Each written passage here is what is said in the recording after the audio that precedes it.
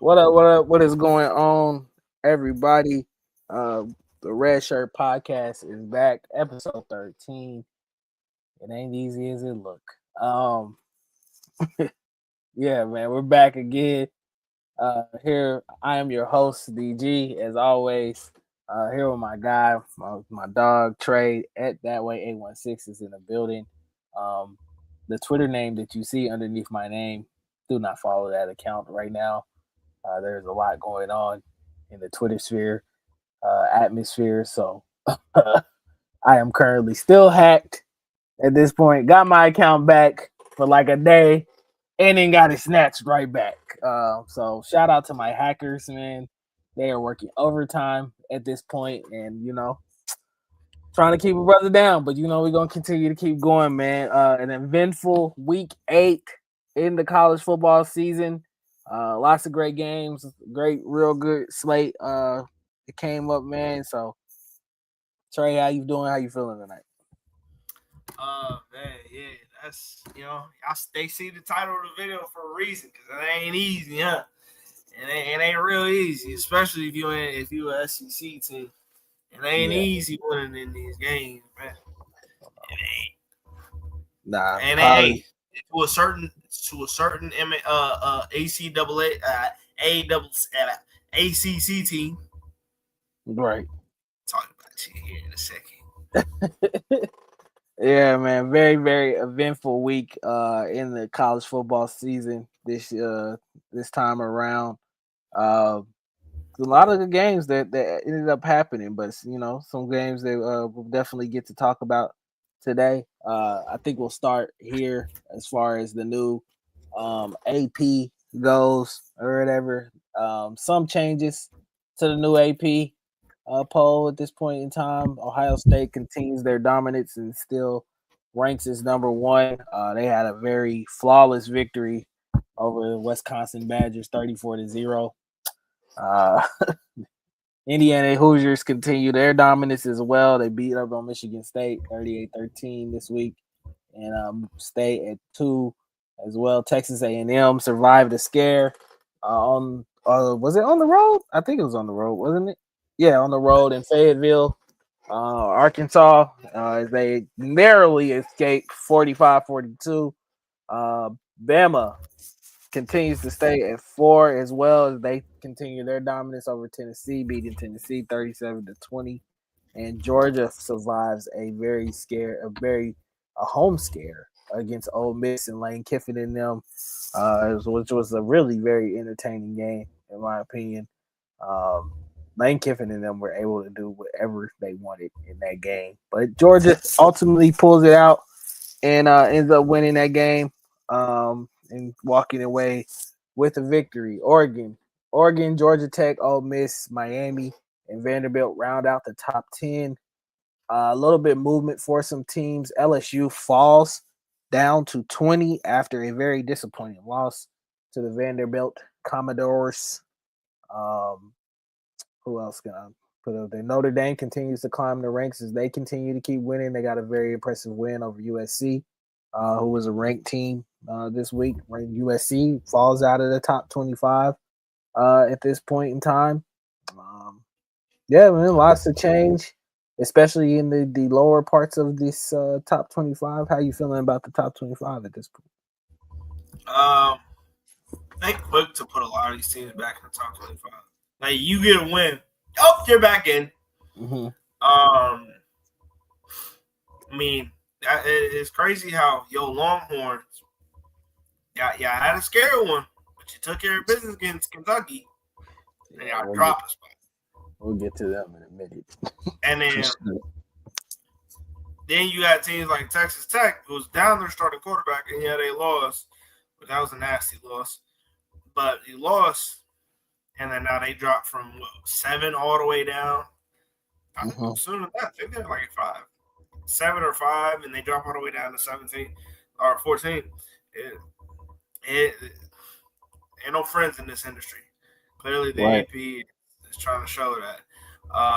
LSU being at 20, some questions, but the fact that Illinois is a 25 I gotta go take a look again, but there's still no getting away of the fact that you you lost a number 2 team in the country, but you got slid out. Yeah, I don't know what the AP's infatuation with Illinois is at this point in time. It's kind of actually creepy how much they love them because they've been blown out twice this year and continuously keep getting put back in the top 25 at this point. Nebraska was a top 25 team as well, and they took a very bad loss to the Minnesota Gophers, 24-6. Timu Mahomes finally seems like he came back down to earth as well at this point. So yeah, a lot of action in this week, man. A lot of upsets or whatever.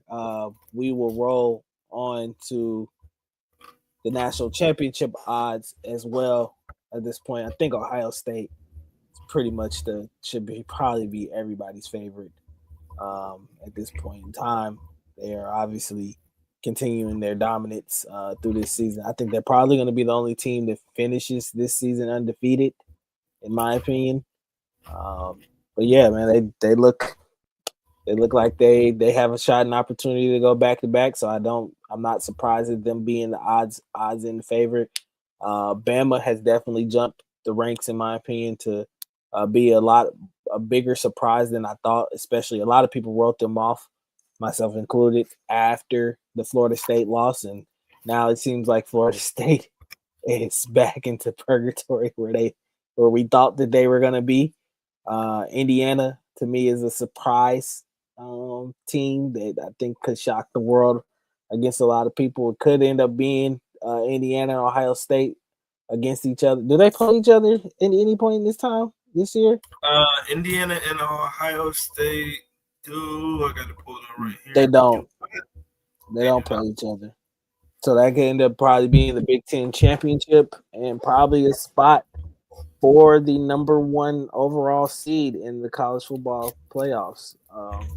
But yeah, you got Georgia, Oregon, Texas A&M, Notre Dame, the University of Miami Hurricanes, my Texas Longhorns, which is and Ole Miss wrapping up the national championship odds. Right now, if you had to pick a national champion, who would you pick?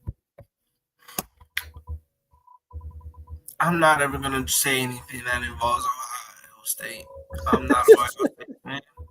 I'm not an Alabama fan. Mm-hmm. Francisco Mendoza has looked good. Right.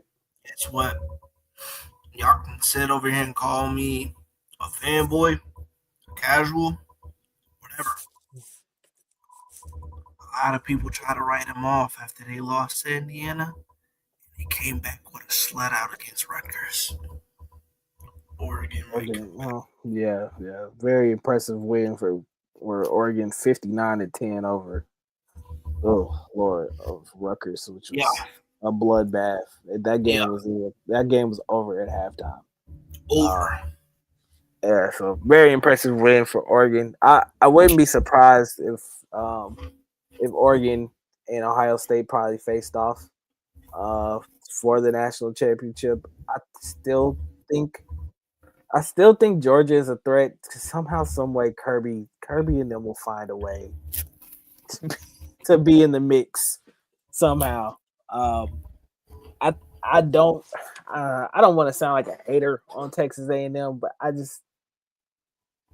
don't see it. Let it out. Come on, like, that's little bro to you. Go ahead. Maybe it's just me being a hater as far as being a Texas fan, but I really just don't see them beating these other teams at the top or whatever. I do think that at this point they've kind of gotten the benefit of the schedule being a little bit light, in my opinion, But that's just me. They do got a tough game coming up against LSU, so I guess we'll see. They do travel to Death Valley. We'll see how Marcel Reed and the boys handle that part, and then they play you guys in Columbia. After that, South Carolina, Samford, and then Texas to finish off the year. So I think that's a kind of a gauntlet for Texas A&M to try to have to run through. If they can get through that, I think undefeated still, then yeah, I think we can sit here and talk about them um, being able to compete in a national championship game with Ohio State at this point in time. So, moving on to the newest Heisman odds. As you guys see, the new favorite after week 8, Ty Simpson has definitely climbed the charts with how impressive Bama has been. I am not shocked and surprised at this at all, especially with the way Bama's kind of been playing to this point in time. What up, TJ? Fernando Mendoza continues to stay as one of the top competitors for the trophy as well. Julian Saying, Marcel Reed, Dale Pavi. One name that I'm seeing sliding now, Jeremiah Smith, sliding down the boards. In my opinion, I don't know. I still think he's going to be a finalist. I would almost assume that him and Jeremiah, if Notre Dame continues to play the way they're playing, Jeremiah Loves is going to be a finalist as well, too. So I think you probably end up having 3 quarterbacks and 2 skill position players as finalists this year. I do still think Trinidad Chambers is a sneaky dark horse pick, especially if Ole Miss continues to play the way they're playing. But after obviously losing to Georgia, things kind of shift in that realm. Dante Moore to me could be a dark horse pick as well too. The way that Oregon looked on the road against Rutgers and the way he looked, especially bouncing back after that Indiana loss, was very, very impressive. I wouldn't buy too much stock in Gunnar Stockton right now, so we'll see where that goes. But yeah, what do you think about the newest Heisman odds? Obviously implied, just going off of how it's been. As I'm looking at it, again, Ty Simpson's look really good. He's definitely looked like one of, if not the best quarterback in college football. Yeah. But I'm sitting over trying to compare. I'm trying to compare these two. I typed in Tyler. My bad. So Ty has 1,900 passing yards, 18 touchdowns, 1 interception with a QBR of 82.6, which, I mean, all that is great. But my thing is again, kind of what I said last year, or not last year, but last week. How are you going to sit over here and say that one is better, that say that this quarterback should be the number 1 quarterback? This team isn't the number 1 seed.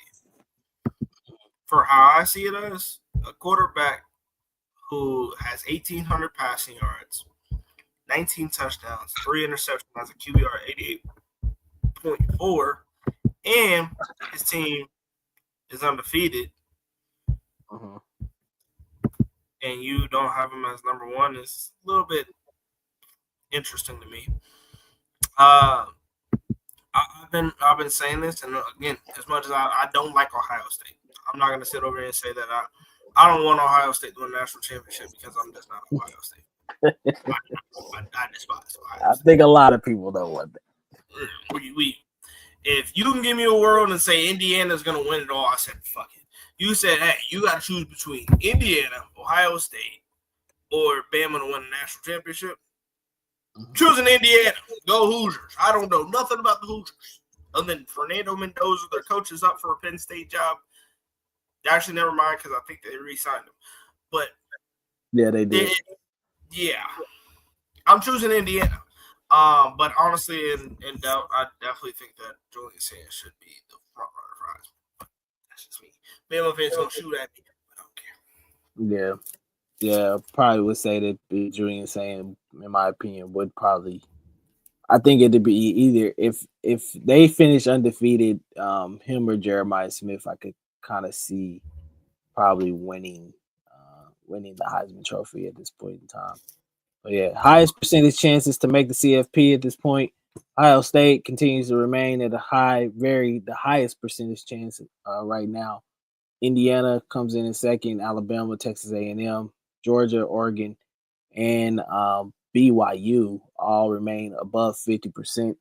Ole Miss still up there on the list. Oklahoma still hovering around as well too. Texas A&M, Georgia Tech, who I thought had a very impressive victory over Duke in a tough environment.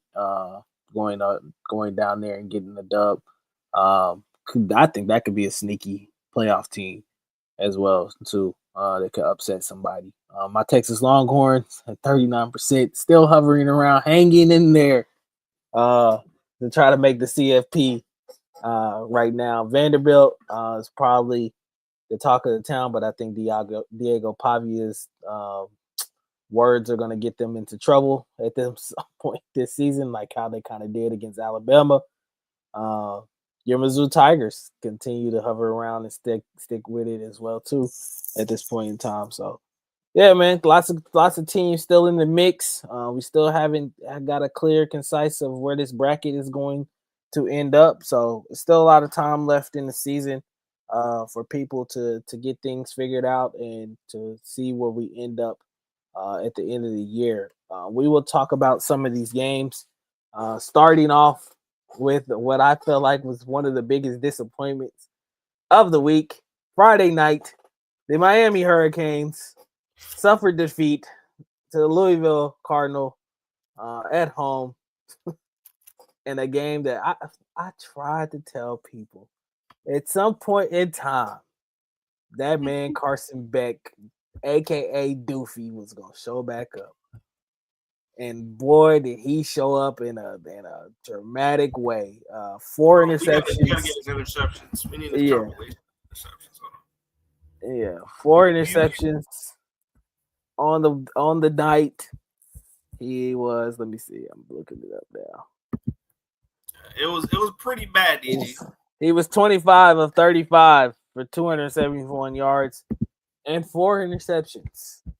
And it was pretty terrible. I watched probably, I think maybe the first half of the game because I did have some money riding on it. Nothing new from exactly, TJ. Nothing absolutely new. I think everybody knew. I think everybody clearly knew that Carson Beck, the real Carson Beck, was going to show back up at some point in time. So, hold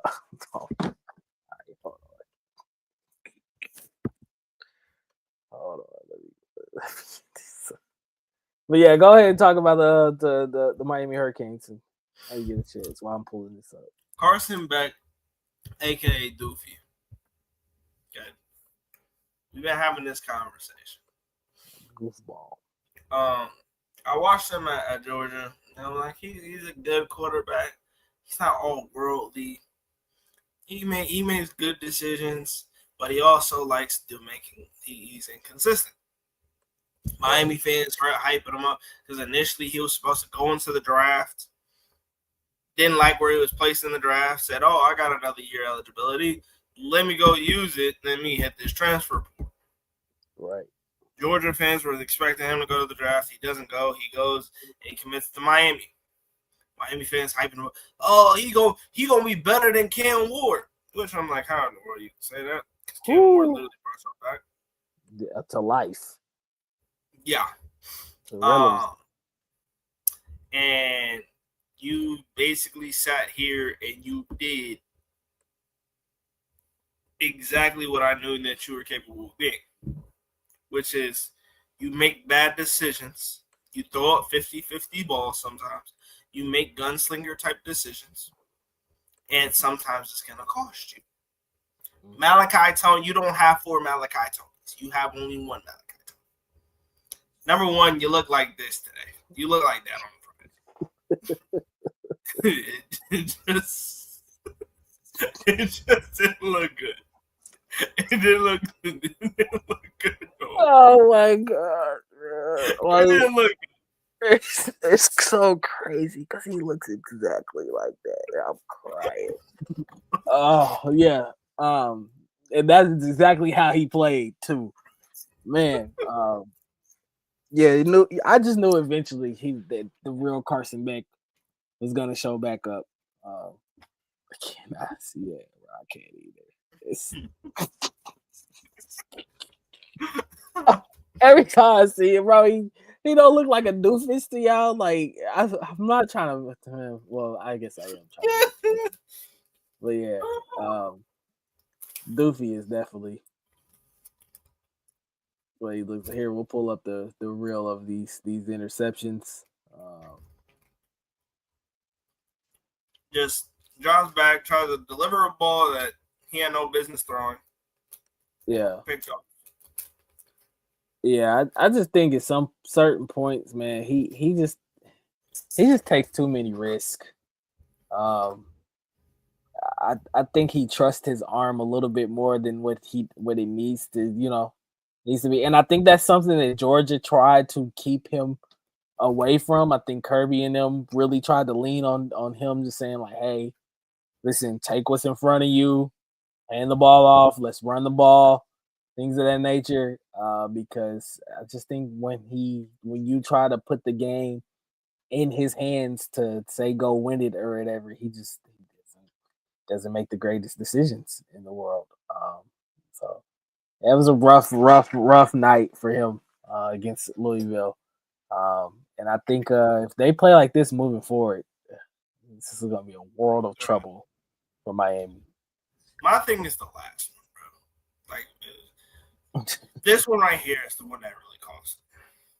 Like you're in possession right now, which I'm getting on Mario Cristobal because why in the world are you throwing the ball? Right. Now, number two, Doofy, why are you not able to understand that a linebacker is reading your eyes the entire way, and you threw it straight like a rookie version of quarterback on that? Yeah. Just I look didn't. them down and throw it straight to them. Yeah, at that point, you're on your side of the field. You can line up to potentially tie the game and take this thing into overtime. And I just think you do a little bit too much of putting the game in his hands and trying to allow him to make a decision instead of just kind of being conservative at that point and just trying to see if you can win this game in overtime. So, Go right back to the photo because she looked exactly like that. Yeah, I want to see it one more. You want to see it one more time? I want to see a dead body. I want to see a dead body. Big ol'! So, that's why he's not in Georgia anymore, but plays. So yeah, he's definitely. I knew eventually he'd come back down to earth. I was like, there's no way he's gonna continue to play like this for the rest of the year, and he proved me right, man. So shout out to Carson Beck for coming back down to earth and looking exactly like Sid from Ice Age at this point in time. So we will move on to some other games around the college football landscape. Well, actually, let's talk about your Missouri Tigers. Go to Auburn and escape in an overtime thriller. I didn't get to watch your guys' game. I wish I would have, but unfortunately, I was dealing with my own overtime situation in Lexington, Kentucky. So, talk to us about your game. Tell us what happened. I just want to say before we start anything, shout out one of my players. I love, like, a lot of people wish that they had this kind of mentality. I just sent it over to you, DG. You just go ahead and put it back up there on that screen. It was a number one. It was a tough game. I knew exactly what it was going to be. It was going to be a very scratchy, clawy, nasty. It was going to literally be a what the excuse my French, y'all. If y'all watching kids close your ears. It's a what the fuck kind of game. Okay. Last time we were at Jordan Hare Stadium, it was in the afternoon, but we lost on some really crazy. Like a chip shot by one of the best kickers in Mizzou history, Harrison Mevis, chip shot right down the middle. All you got to do is put it right through the uprights. He missed that one. Then Nate Pete, he dropped the ball in the end zone. Go ahead and play that. You're going to need sound for that one. Yeah, hold on. This way, Auburn. Sorry, over here. Sorry, we getting it all fixed up. But shout out Zion Young, because this dude right here. Like defense, Auburn. Like that nigga was sitting over here during coin toss. Let's fucking go. We about to win this motherfucker. We about to. Hold on, this dude is sitting on, like, hold on, he gonna get it fixed up. He's sounding off mid coin toss. Like, we haven't found out who got the ball yet. And he just sounding off. He is off on it. This is one of y'all players on defense. Yes, this is the defensive captain that we criticized, that me and other Mizzou friends criticized a week ago for making a dumb call. So now he's doing this. Go ahead and play. Yeah. Like defense, Auburn. What side of the field do you want to go to? It's in the field, so you'll be on offense first. Swing around from this way, Auburn. Sorry, over here. Like defense. He left. Auburn. What side of the field do you want to go to? He left before they even shook hands again. All right. He said, "Fuck all the bullshit. Excuse my friends. We're gonna go win this game." Mm-hmm. And that did, and he did, because he got in Jackson on side pocket so many times during overtime. I was like, dang, like he was really ready. Right. And that just really screams a lot about what our team is and what we're about. We don't. I said it right after we won it. That's the way it celebratory. I said, "MIZ, we never die." Right.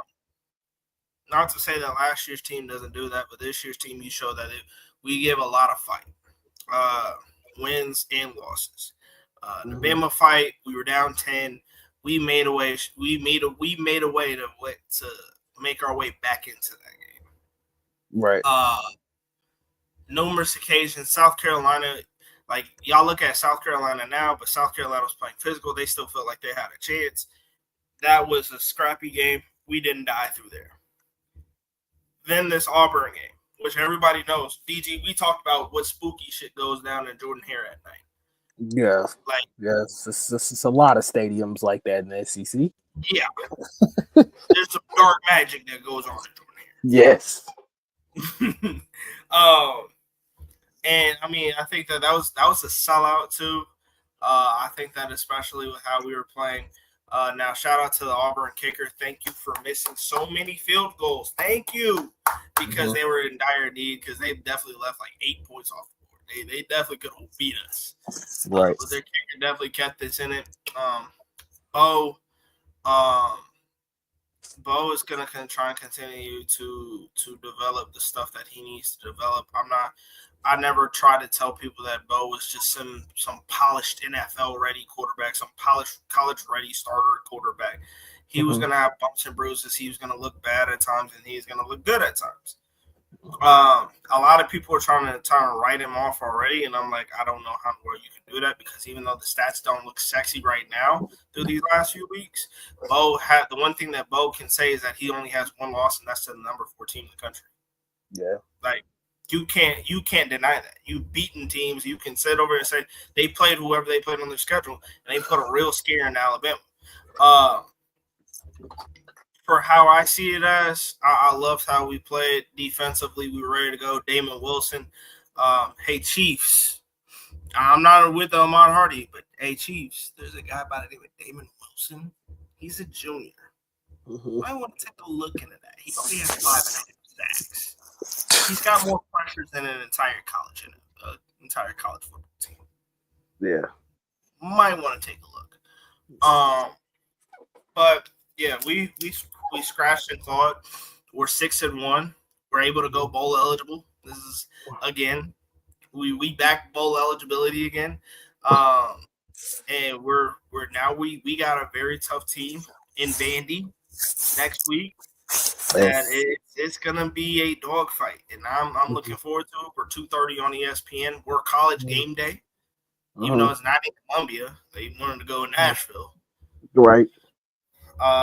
But it's gonna be a scrappy, clawy game. We already know that we're the underdogs in that. People believe that Diego Pavia will win, but I'm like, this is a big game for us because if we're able to win this game, we're in a really good position where we looked at it beforehand. Mizzou at 34%. You might see them bump up dramatically to like 42 to 45% if they win. Yeah, that would be a good victory for you guys on the road. That'll be this will be a very good victory, and I mean that'll be something that can keep us in the running for a college football playoff spot. Right. Yeah, for sure. Definitely tough game coming up for you guys.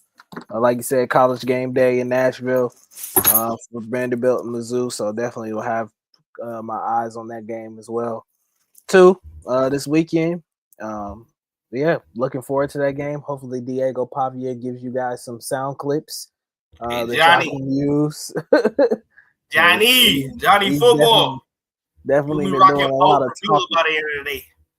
Definitely been doing a lot of talking lately, which is crazy. Diego Pavia. Never mind. Anyway, moving on. We'll talk about. I guess we'll talk about. Yeah, let's do it. Let's talk about it. Yeah, man. You know, when they say that this, I know you guys see the title. It ain't easy. And I will say for every fan of an SEC team, you already know it's not easy to win in this league. It's not easy to win in this conference, especially on the road, man. It's tough environments wherever you go. It does not matter what that team's record is or anything like that. And all the stories that I heard about Lexington, Kentucky, came to fruition, especially for my Texas Longhorns. Man, that was the one. I'm trying to think of the words. That was the one time where I felt like we won and it was a nightmare. It was that's the only way I could really explain it. It was a true, utter nightmare. The game from start to finish was bad.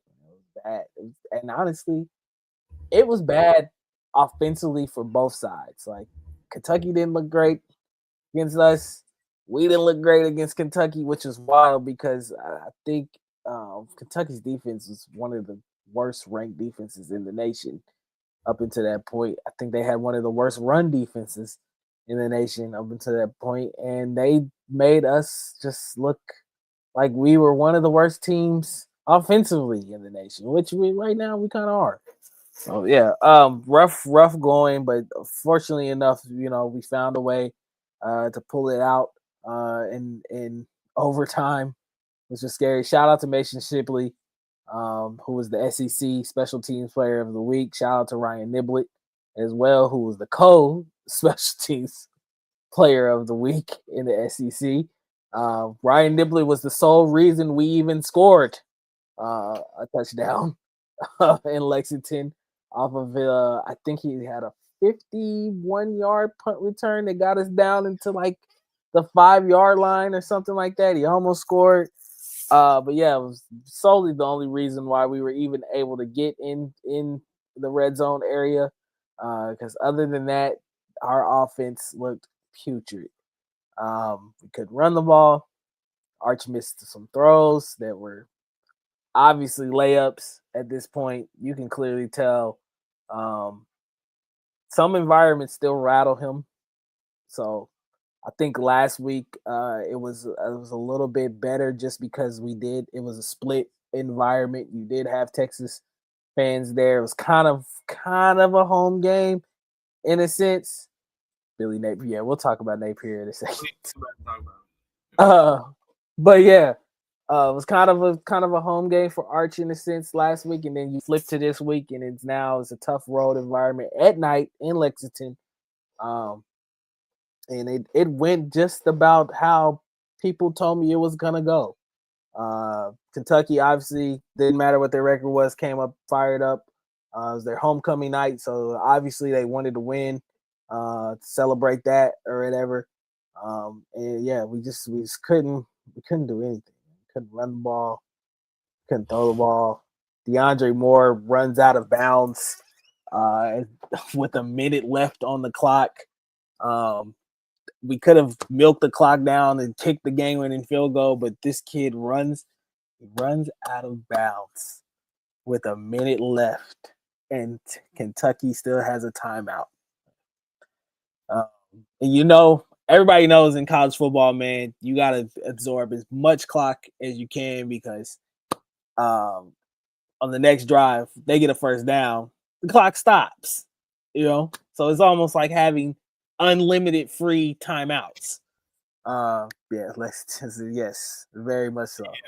But yeah, man, it was very tough. I think I have to put a lot of blame on how we look offensively on Steve Sarkisian, because to me, you go from last week to playing Oklahoma, and kind of playing a more conservative, let's run the football, let's be dominant up front, and allow our defense to be what they are or whatever, and dominate physically. To this game, it was like, all right, bro, let's go back to pushing the ball down the field.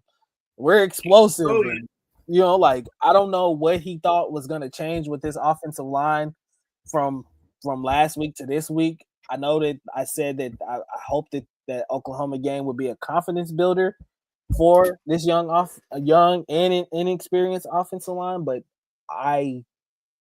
it wasn't at all. I think this offensive line is what it is right now. They're not good.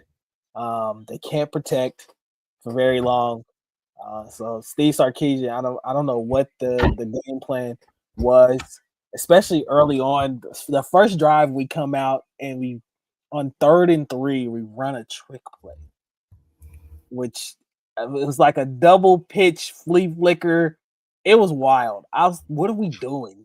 Like 3rd and 3, line up, run the ball. If you don't get it, then you're 4th and 1 maybe or something like that. You got an opportunity to at least go for it or punt the football away. Especially with how good our defense plays. So I will say that. Shout out to our defense, man. Yes. I do think that they are one of the top units in the nation. I think this defense can pretty much play with any offense in the nation. I'm not afraid to put them up against anybody.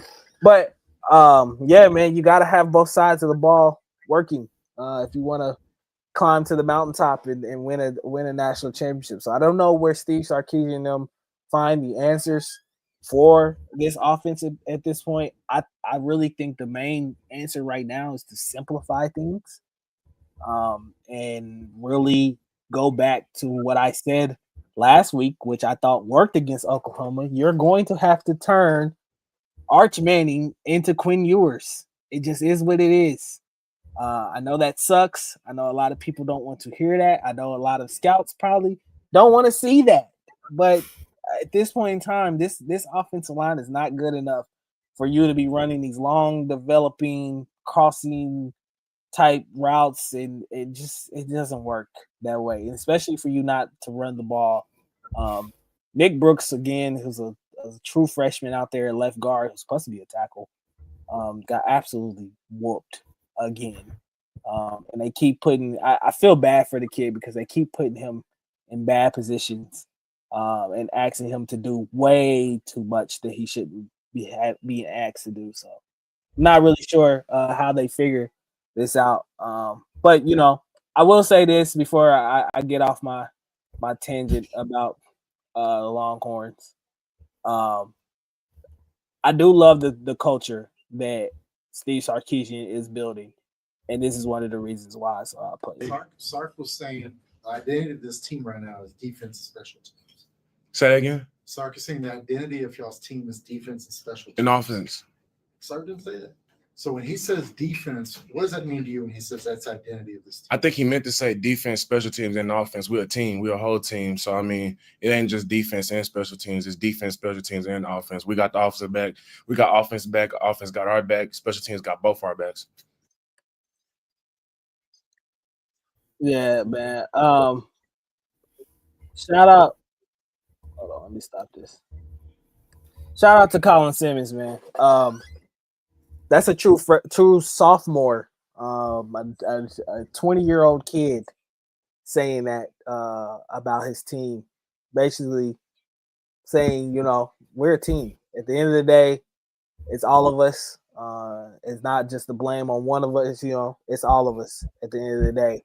So for him to say that truly shows me that Steve Sarkisian is building a culture there. Colin Simmons has been an absolute monster these last 2 games. I think he has had 5.5 sacks over these last 2 games. So Chiefs, if you're watching, so yeah, got another edge rusher coming out of Texas that You got 2 edge rushers from both that you might want to take a look at. But let me see what this. They do Colin Simmons or Damian Wilson. Come on, yeah, now. I don't know what he was. Show me. I don't know what he was thinking. I don't know. Texas gotta do it. Yeah, obviously we travel on the road this week to Mississippi State.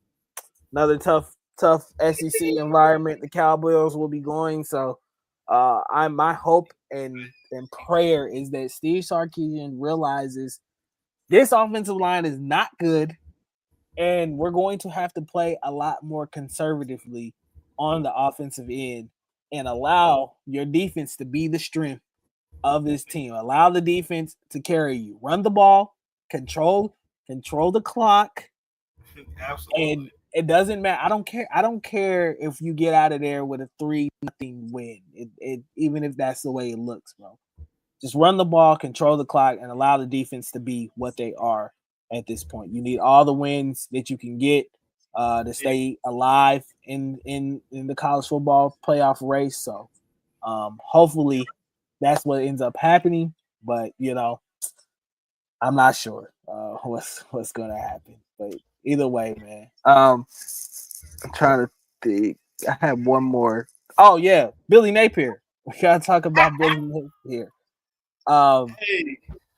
Yeah, very, very unfortunate situation. We thought that Billy Napier, let me just pull it. Well, what Cam say? You got control, alt, delete it up out of there, baby. You got control, alt, delete it up out of there. You thought he probably saved his job against when he got that big victory over us in the swamp. But unfortunately, things unraveled again for the head coach at Florida. I think that this needs to be talked about. This is weird because you fired that man after your nose tackle picked off and sealed that game against Mississippi State. Mm-hmm. Like, that was something you don't really see a lot of. Yeah. You don't really see that all that much. Like, to see Billy sit over here and not only you beat Mississippi State at home, everybody's got good vibes and whatnot, and you gonna wake up that next Monday and say, "Oh yeah, your coach is doing." Yeah, that was crazy. I definitely agree, Ladarius. Like, to see the fact that Billy did, he didn't get an OC. Like, the fact that he didn't hire an OC, that is a horrible offense. And I mean, the fact of the matter is that I'm gonna tell y'all this right now. Florida fans have been calling for that man's head since 2022-23. Yeah. They were wanting him gone for a while. Yeah. And when they did fire him, it was a party. Like, when I got into a Florida space, it's, yeah, Billy gone. About to be like that if Sark don't figure out something soon. Hey, man, Texas. Hey, man, y'all tell y'all Texas people, hey, chill out. But, yeah, I knew, Ladarius, I knew he was gone. I knew off of the initial game plan, because here's the sad part about it is Florida is yet to play Georgia. I believe Florida is yet to play Florida State, which I know Florida State is dead in the water, but that's still a rivalry game. Florida is yet to play a lot of teams. So this could get worse. Yeah. This could get worse than it initially is. I think that they're on a bye week, so that's even worse. Like, you got fired on your bye week. Like, you got fired on your day off. That's crazy. Yeah, obviously. Go ahead. Continue. I just thought it was weird, but go ahead. Yeah, man. Sometimes I think some of these coaches, man, get into their own stubbornness and their own, the crazy part about college football is that they have so much control when they get these jobs. It's technically not like the NFL, in a sense, because NFL, you have the owner that you kind of have to answer to or whatever. Florida fans was even booing after we had, right? All the talent we have, and Jaden Ball average over 60 yards a game. There's no reason why he. Yeah, I just think Billy got set in his own ways, and stubbornness gets you burnt sometimes, man. Yes. But obviously there's new horizons coming for the Florida Gators here soon. Hopefully they go in a bunch of different direction. But yeah, I agree. I really think it is his own fault. Should have hired an OC. You gotta realize when you're not the guy anymore. Make that switch. It could be. Here's my thing, Ladarius. I'm gonna tell you this right now. Oregon's calling for Dallas Wilson. I don't know if he's gonna stick. Whoever is gonna be the new head coach at at Florida, Dallas Wilson has to stick. If he does not stick,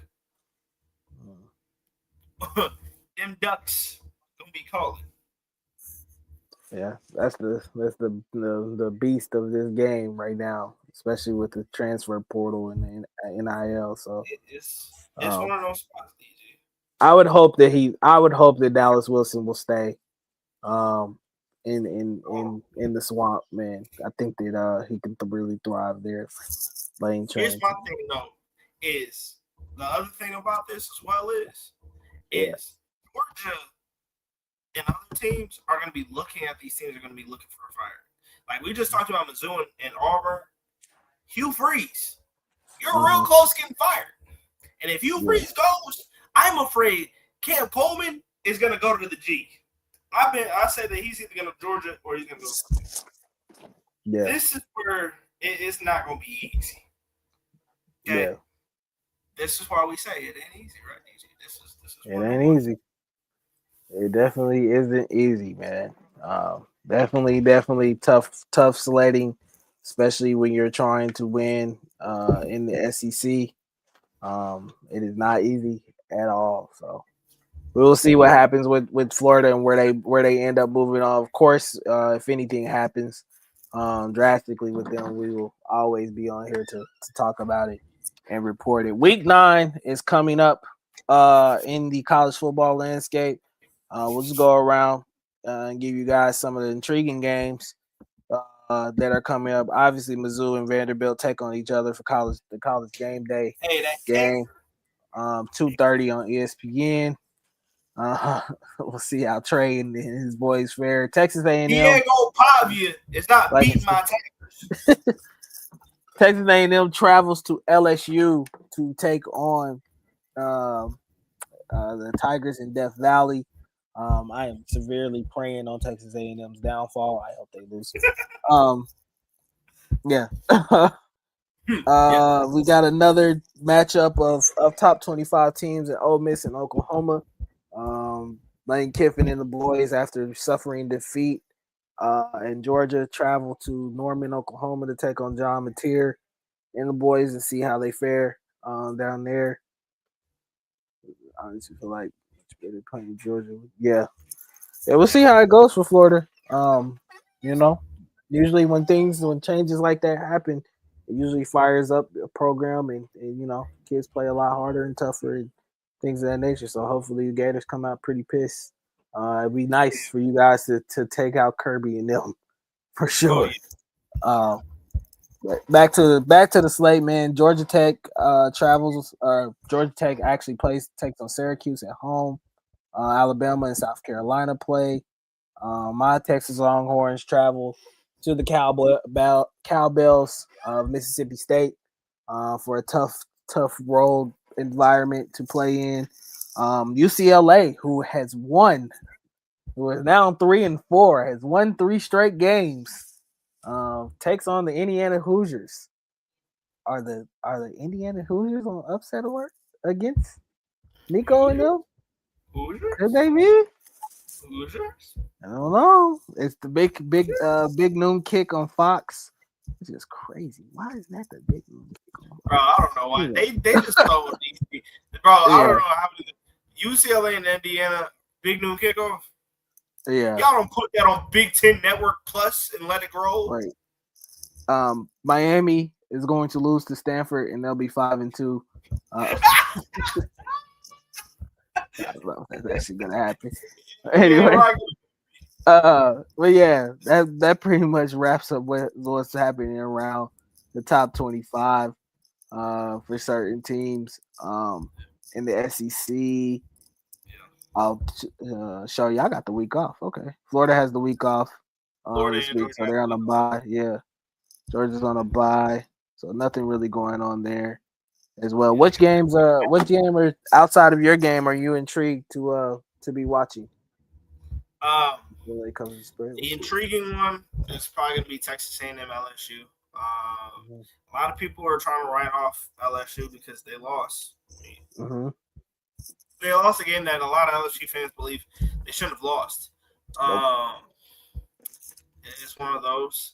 I think another intriguing game that nobody's going to be watching that people don't really much care to watch. It's going to be Houston versus Arizona State. That's going to be a good Big 12 matchup. And it's not late at night. It's at 7:00, but it's going to be one of those games I will be having my eye on. Hate watches, of course, Auburn and Arkansas. I mean, we already know Arkansas fired their head coach. So is this going to be the game that Hugh Freeze gets fired? We don't know. 11:00. Yeah. Hey, y'all Chicken Hawks, y'all sat back last week. You had all week. Oh, yeah, we definitely got it. You got all week. Guess what? You're playing Kansas State. Little brother. Y'all was talking to say, I heard from Kansas fans early in the season. Oh, we gonna beat Kansas State this year. It's over now. Kansas State looks like mud. Guess what? That boy Avery Johnson run that ball now. Yeah. That boy Avery. They finally done said, "Hey, we don't let Avery run the ball." Now, guess what? Right. DG, they won 2 out of the last 3. They won 2 out of the last 3. And I mean, yeah, we over there hyped them up and said that they were going to be a perennial powerhouse in the Big 12, but it ain't look like they ain't got blown out yet. They had bad losses. Army, bad loss. Baylor, bad loss. Baylor was really a bad loss. Kansas State. I mean, they got a game good before Texas Tech, but I'm just saying, look, if K-State, imagine this, K-State comes in Lawrence, in that weird stadium in Lawrence, Kansas. They didn't finish that. They just played. They just threw it together and said, hey, here you go. Kansas State goes into that trap. Dylan Edwards takes over it. Dylan Edwards and Avery Johnson take over that trap. And KU is fully eliminated. I know you see it. Yeah. So, yeah. Yeah, you know me. I'm always down for a good hate watch against the Chicken Hawks. Definitely praying on their downfall at this point in time. So we'll see what happens with Kansas Jayhawks. I gotta protect home court. You know, are you gonna be getting ready for basketball season, or is it gonna continue to be football season in Lawrence? Baker Mayfield said, "Coach, you're on basketball." Right. So we'll see what happens. That should be a very intriguing game. Stop hating on my team. Yeah, we gonna be Aint watching. We definitely gonna be watching for sure. Hey, I think BYU versus Iowa State is gonna be a good game. That's gonna be a really good game. Yeah. A lot of people wrote off Iowa State, said Rocco Beck, and Iowa State is out of. Yeah. Might not be too much of a stinker. Yeah, show just brought up South Florida and Memphis play as well too. So a lot of good games, man, on the college football slate this week. So let us know. Whatever. P-back, you know what it is. Just because we smack y'all don't mean I want Kansas State to smack you too. Shoot, I want Fort Hayes to smack you. I want Penn State to smack you. I hate Penn State. Right. Lot of good action in college football, man. And what better way to get in on the action than to go over to the good people at Underdog Fantasy. Promo code KingdomCast. It is Boosttober. Boosttober is here every day in October. You're getting a boost from the good people at Underdog Fantasy. And if you are a new customer, $5. Play $5. You get $50 in bonus credits at this point in time. So yeah, go over there, get in on the action, man. NBA is ramping up. Actually, NBA tonight. All the teams are playing in the NBA as well. The NBA season is underway. The World Series. World Series is going on. Dodgers and Blue Jays. If you want to get on that action, always the NFL always in action, especially this Sunday and Monday night or whatever. Big game coming up for the Chiefs on Monday night.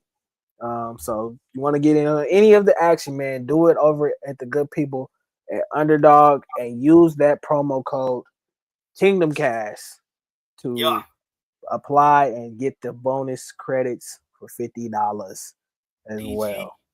We had a great week last night. We had a great night last night. 2 overtime game between your Thunder and the Houston Rockets. Yeah. Points, rebounds, and assists. Hit like cracking 80s. Right. Why not go ahead and keep it going? The season just started. This is night 2. Yes, for sure. And while you're doing that, if you live in the Kansas City area, or if you're in the Kansas City, traveling to the Kansas City area, why don't you go visit the good people over at Wings and Things, 5800 Truce, and get yourself a Kingdom Cast game day box, 10 wings, 10 tenders, and a helping heap of fries to make your tailgate or your game day watching a lot better. Tell them that the people from Kingdom Cast sent you over, and they will get you hooked up as well. So what That's better including way? you, fans. Right. That's including y'all might take an L, right? Y'all might watch Marcus Mariota throw like 2 interceptions against my Chiefs defense. Guess what? Go ahead and head over to King, guys. Over to Wings and Things. Go have you a nice little game day box to cry in. Right. Come on now. Yeah, man. What better way to enjoy the game than having a Kingdom Cast game day box by your side, especially on a nice Saturday afternoon watching college football or a nice Sunday afternoon watching NFL, or whatever it is you like to watch at this point in time. Go over to the people at Wings and Things, 5800 Truce, and get yourself a game day box and tell them Kingdom Cast sent you. Well, that is going to wrap it up for us tonight on the Redshirt podcast. We will be back next week to discuss everything that goes down in week 9 for the college football playoffs and season. Up to this point, Kingdom Cast, the regular show is tomorrow. So check them out. I think at 8 p.m. something like that. Check them out tomorrow, man. They should have a special guest on there, surprise special guest on there. So talking Chiefs and Commanders, getting you ready for that game as well. The Magruder Files is Friday, 7 o'clock. I will be hosting with my guy, Philip Magruder, in the spot. Friday, we'll also be talking Chiefs and Commanders and everything Chiefs related as well, too. So pull up and check us out for that. Yeah, man. And as always, Tell the Truth is back on Tuesday. But yeah, we're rolling over here on Kingdom Cast. So like, comment, subscribe. Yeah, and go follow us. Well, go follow Trey on Twitter. Don't follow me right now because my account is still compromised at this point. So if you get any weird messages or anything like that, please let me know. But yeah. Anyway. We gotta do the high school thing. We're gonna do the high school. Yeah. Yeah. Shout out to all the high school kids around the area. What happened? Last regular week of the season, man. Mm-hmm. Last regular week, and they got first round of districts is next Friday. Correct. Yeah. The season can continue. Season can get in. Yeah. But me and DG and the rest of Kingdom Cast, we would like to tell to the young students out there, whether you are playing, whether you are JV, whether you on C team, whether you on varsity, whether you are the manager, whether you anything. If you're a young player who is just a young student who has a lot of talent left in them, keep going. We are proud of you guys this season. It's been a long season for some. It's been a short season for others. To the seniors, it was your last season. It's your last season. You guys did a great job to this point. Continue to do what you got to do. This is the last one. Yeah, man, this is it. You got Lincoln trying to get hot. Our boy Trizzy over at 142.2. He the QB coach over at Lincoln. Lincoln over there, they might be trying to start a little something over there. Lincoln Tigers, man. Yeah, I know. It's DG. This gonna be we gonna see who the real talkers of the town is.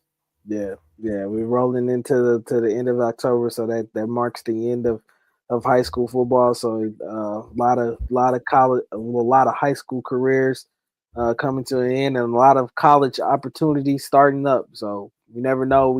You could be the next player we're talking about on here, hopefully soon. So take full advantage of your. I said we got a lot of kids represented. We got Jalen Noel from Houston, Texas. That's a city. Ronnie Bell, I think he's still with the 49ers. He's from the city. Felix, even though he tore his ACL, he's from the city. Ariante Ursery with the Texans. Armand Membu, yeah. Did you? I didn't know this, bro. Did you know Devin Lloyd was from here too? For the Jags? Dude, when he picked us off on a pick six, I was like, he's from the city? Yeah, from the town, man. Where he from? But yeah. Shout out to all the KC kids in the league and all the KC kids playing in D1, D2, D3, NAIA, wherever you're playing, man. We're proud of you. You always represent for KC. So definitely holding you guys down for sure. But yeah, man, that's gonna wrap it up for us, man. Like I said, we'll be back next week. So check us out. Leave a comment. Let us know what games you guys are watching. What you're intrigued to see, and if there's anything you guys want us to talk about on these episodes or whatever, just like I said, hit us at our respective Twitters or on the Kingdom Cast page as well, and we'll definitely get it up here. So, hope you guys have a great night, man. Great weekend of watching college football. Enjoy yourselves, enjoy each other, enjoy your families too, man. So, peace.